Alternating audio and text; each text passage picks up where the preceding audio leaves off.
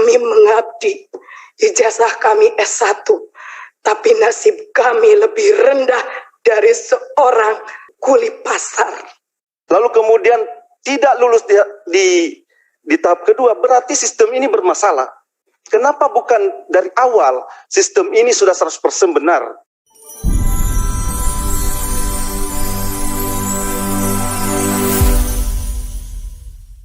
Ada yang lulus, tapi dari sekolah lain lagi diambil dari tempat itu. Makanya kami protes. Sampai sejauh mana akurasinya sistem ini. Kalau misalnya ada yang sudah lulus di tahap pertama, lalu kemudian tidak lulus di tahap kedua, berarti sistem ini bermasalah. Kenapa bukan dari awal sistem ini sudah 100% benar?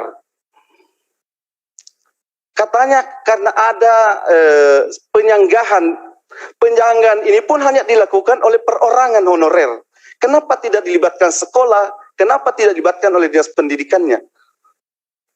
Ini cukup subjektif. Inilah yang membuat masalah. Padahal kemarin, pada saat mereka pengumuman pertama, mereka tidak terlalu protes.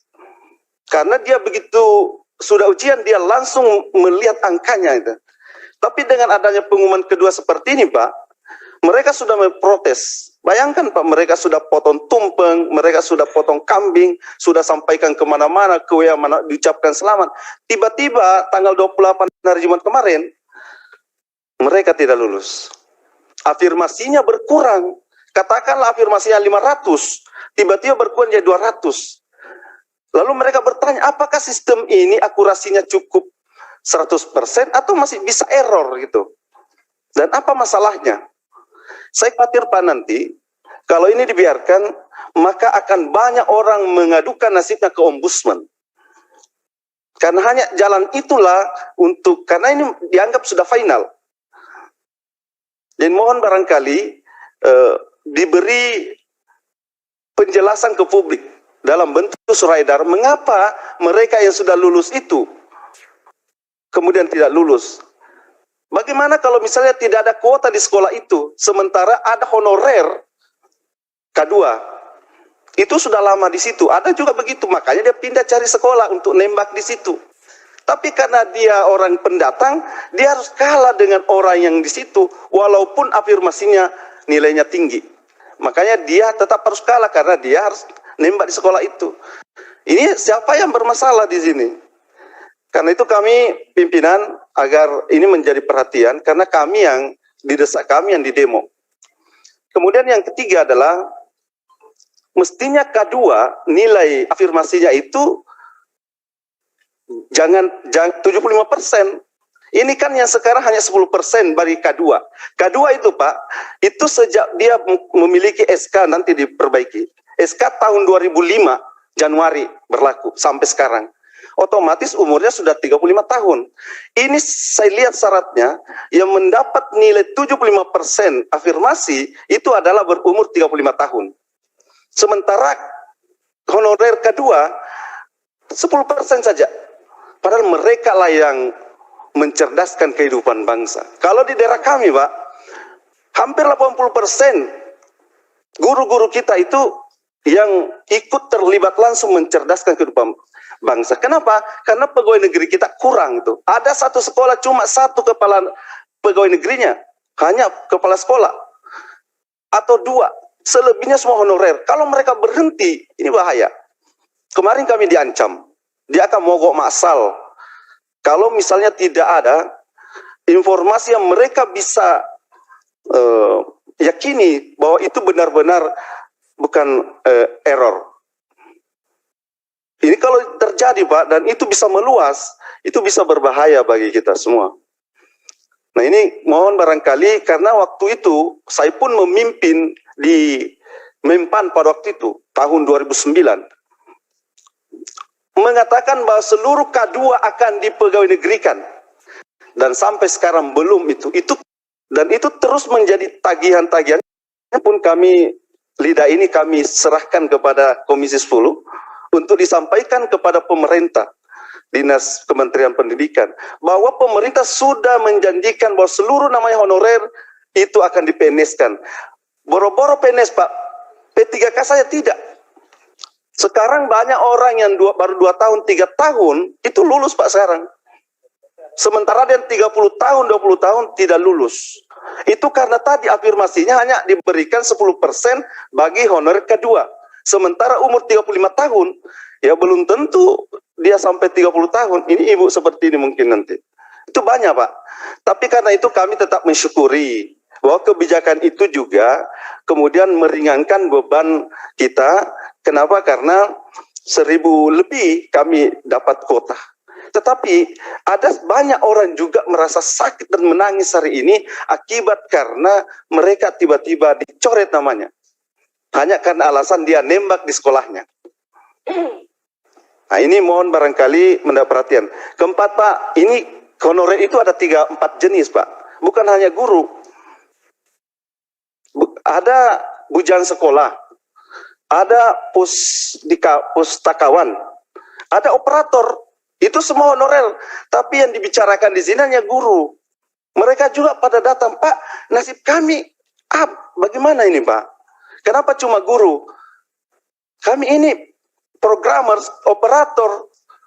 Kenapa kami tidak dibicarakan? Nah ini kami bisa sampaikan komisi, mudah-mudahan ke depannya itu 4 jenis honorer ini juga mendapat perhatian di pendidikan. Saya kira itu menjadi harapan kami. Mudah-mudahan ini menjadi perhatian kita semua. Karena ini secara nasional itu mengalami hal yang sama saya kira. Dan saya yakin semua yang namanya honorer sudah PG Pak. Mestinya semua yang sudah PG, yang punya itu mestinya sudah harus lulus Pak. Tidak usah melalui jenjang, itu menghabiskan anggaran menurut saya. Diluluskan saja, karena pada akhirnya dia sudah mengabdi Pak 20 tahun, 30 tahun. Karena sejak 2005 Pak, setelah K1 kemarin, kemudian K2 lagi. Sejak 2005 Pak ditetapkan itu Januari, atau 2006 Januari, mereka sudah mulai mengabdi, dinyatakan mengabdi, walaupun dia sudah mengabdi tahun 2000. Nah sampai sekarang mereka tidak lulus, tidak jadi PNS, apalagi P3K. Mohon barangkali pimpinan, terima kasih. Kalau ada yang kurang, wallahu muwaffiq ila aqwamit thoriq. Assalamualaikum warahmatullahi wabarakatuh.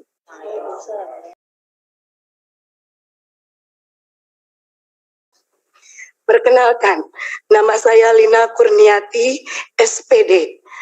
Bukan sarjana pemberi dosen, tapi benar-benar sarjana yang qualified di bidang pendidikan. Insya Allah, karena terbukti murid-murid saya selama saya mengajar hampir 20 tahun, sudah banyak yang menjadi pengabdi-pengabdi di Ibu Pertiwi ini, Pak. Barakallah buat ibu-ibu guru dan bapak guru di negeri ini. Aplaus buat Anda semua.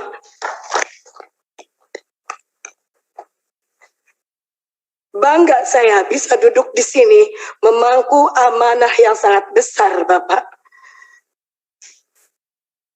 Banyak yang ingin saya sampaikan, sampai-sampai emosi saya tidak tertahan, saking gembiranya bisa bertemu dengan para wakil rakyat yang insya Allah akan amanah menyampaikan pemberi suara yang berkeluh kesah.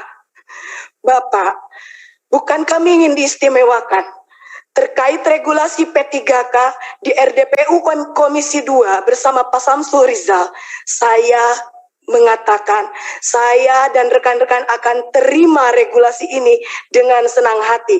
Meskipun kami mengharapkan Kepres PNS tanpa tes untuk guru-guru. Karena kami layak. Kami pentransfer ilmu. Saya sampai merinding mendengar yang terhormat Kang Dede Yusuf berkata di TikTok, saya banggakan. Kami itu jantungnya negeri. Saya yakin dengan adanya RDPU ini, semua pemangku kebijakan yang ada di negeri ini mendengar kalau kami objek tertindas. Sudah jelas di Dapodik kami ada, tinggal diangkat. Sudah jelas dedikasi kami, tinggal diberi SK. Kami tidak meminta gaji yang spektakuler, tapi kami ingin diakui. Pak Jokowi, lihat kami. Baru-baru ini, statement Mas Nadiem, maaf, karena kami di Dinas Pendidikan, kami pendidik. Maaf Mas Nadiem, statement Mas Nadiem membuat polemik baru di antara kami semua.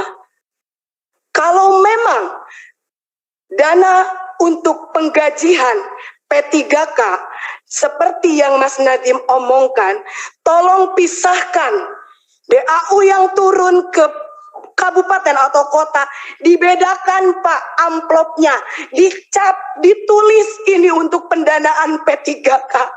Kami bukan boneka Pak. Kami bukan boneka yang bisa digonjang-ganjing. Sampai saya mikir, kita di daerah dengan gaji 450.000 per bulan, dan itu pun hanya dibayar 4 bulan sekali. Mendapatkan angin segar, apa yang dikatakan oleh para menteri merupakan angin segar bagi kami. Tetapi pada kenyataannya, tatkala kami mendatangi DPRD provinsi, mendatangi DPRD kabupaten, antara legislatif dan eksekutif, kami datangi Pak. Mereka berbicara tidak ada ketentuan yang pas dari pernyataan Mas Menteri. Saya tegaskan sekali lagi, kalau memang dananya dari DAU, tolong dipisahkan. Supaya pihak kabupaten kota jelas, ini amanah untuk para guru. Maaf, kalau Lina di sini ngomong emosi. Karena Lina pernah terjun langsung Pak ke lapangan. Masih ada rekan Lina yang digaji 150.000. Dengan jarak tempuh dari rumah ke sekolah 45 menit, tidak bisa menggunakan sepeda atau motor atau mobil. Bayangkan kalau hujan Pak. Dan itu Lina bikin semi dokumenter biar jadi bahan untuk para pemangku kebijakan melihat di lapangan seperti apa. Jangankan beras yang ditanggung negara, kami sakit pun negara tidak akan tahu, Pak. Kami honorer, kami mengabdi, ijazah kami S1, tapi nasib kami lebih rendah dari seorang kuli pasar.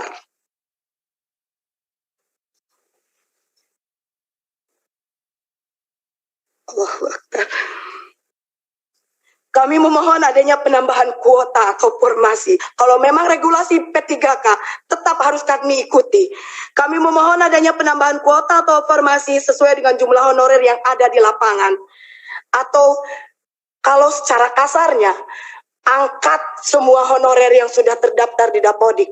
Adapun kesalahan Dapodik bisa diadakan perbaikan, karena kami yakin bapak-bapak yang ada di Kemendikbud, bapak-bapak sebagai pemangku kebijakan lebih cerdas dari kami. Yang nomor 2, memohon adanya pembenahan regulasi dan pemetaan formasi. Contoh, karena saya bekerja di Kabupaten Garut, salam Bapak Bupati Kabupaten Garut, izinkan saya menyampaikan amanah Bapak.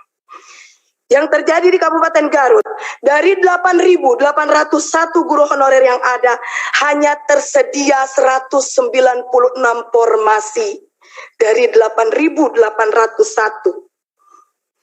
Contoh kedua, realita formasi untuk guru PAI yang sangat kurang dan hampir tidak ada di beberapa wilayah se-Jawa Barat.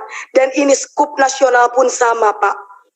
Padahal kita tahu yang namanya kuota, yang namanya formasi untuk guru PAI sangat penting. Bukankah kita berkeadilan? Tetapi ternyata regulasi yang digulirkan oleh pemerintah jauh dari kata berkeadilan. Jangan menjadikan kami sebagai objek tertindas. Jangan jadikan kami hanya sebagai tim hore di regulasi P3K ini. Lihat keberadaan di lapangan. Indonesia darurat guru. Dan yang mencakupi di setiap sekolah itu adalah guru honorer. Yang ketiga, memohon adanya penambahan afirmasi berdasarkan masa kerja dengan cara di grade dari 3 sampai 5 tahun masa kerja, 5 sampai 10 tahun masa kerja, 10 sampai 15 tahun masa kerja, 15 tahun masa kerja sampai selanjutnya. Karena apabila afirmasinya dibilang hanya untuk 50 tahun, belum tentu mereka itu masa kerjanya sesuai grade.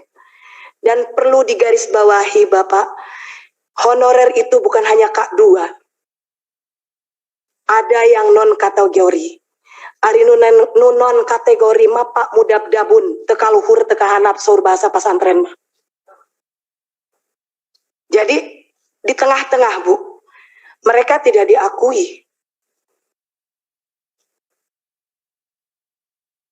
Yang keempat, memohon supaya pendaftar dengan nilai yang sudah mencapai passing grade bisa diloloskan dan ditempatkan di tempat kerja masing-masing. Contoh realnya di sekolah saya, PNS-nya hanya 1 orang, Pak. Semuanya honorer. Saya lulus passing grade, Pak. Tapi karena tidak ada formasi, sudah jelas di sekolah saya tidak ada guru PNS-nya. Kekurangan guru, tapi tidak ada formasi, maka saya dinyatakan tidak lolos, hanya lolos passing grade saja. Barokallah, Allah menakdirkan saya untuk duduk di sini bersama ibu-ibu dan bapak-bapak terhormat. Yang kelima, memohon untuk P3K tahap 2, kalau regulasinya seperti ini, ditunda kalau menurut saya. Karena hanya memperlihatkan kredibilitas cara kerja dari para pemangku kebijakan di atas. Komitmennya tidak ada, konsistensinya tidak ada. Hari ini bilang seperti ini, besok lusa akan berubah. Ternyata memang untuk mempermainkan seorang guru itu, seorang pendidik itu kayaknya asik gitu Pak. Yang keenam, memohon mengangkat guru yang berstatus honorer menjadi ASN karena sebagian besar kebutuhan guru dipenuhi oleh guru berstatus honorer. Itulah yang ada yang terjadi di lapangan. Sungguh sangat dilematis, Pak. Betul kata Bapak yang tadi, Bapak siapa Pak? Bapak Wahidin. Kalau pelaku pendidikan itu bukan hanya guru, tetapi ada rekan kami sebagai jantungnya, yaitu tenaga kependidikan. Kenapa Tendik tidak dibuka formasi, Pak? Padahal mereka juga sama mendedikasikan untuk negeri tercinta ini. Alangkah sangat disayangkan tatkala kami berlomba-lomba untuk mengikuti ujian P3K yang kalau menurut saya cerita sedikit Pak, sangat amazing. Saya umur 40 tahun harus mengerjakan soal 100 soal matematika SMP tanpa kalkulator. Untuk masuk ruang ujian saja, yang laki-laki dibuka sabuknya dan dipegang diraba-raba. Seolah kami itu apa? Kenapa, Pak? Kami meminta kebijakan harus meminta-minta seperti ini.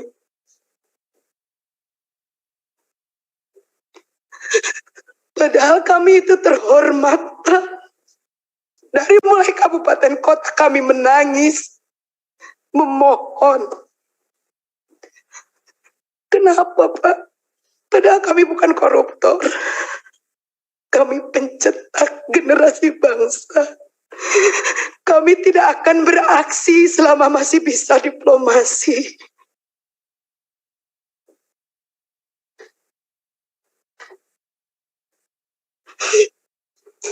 Terima kasih. Mungkin nanti ada teman saya yang akan menambahkan. Jazakallah Bapak. Jangan membuat air mata kami menangis lagi. Jangan menjadikan ketidakmampuan kami menjadi objek tertindas. Bangkitkan semangat kami. Karena kami tidak meminta apa-apa. Angkat kami. Angkat derajat kami. Hanya untuk bisa menyekolahkan anak-anak kami. Wabillahi taufiq wal hidayah. Wa ridha wal inayah.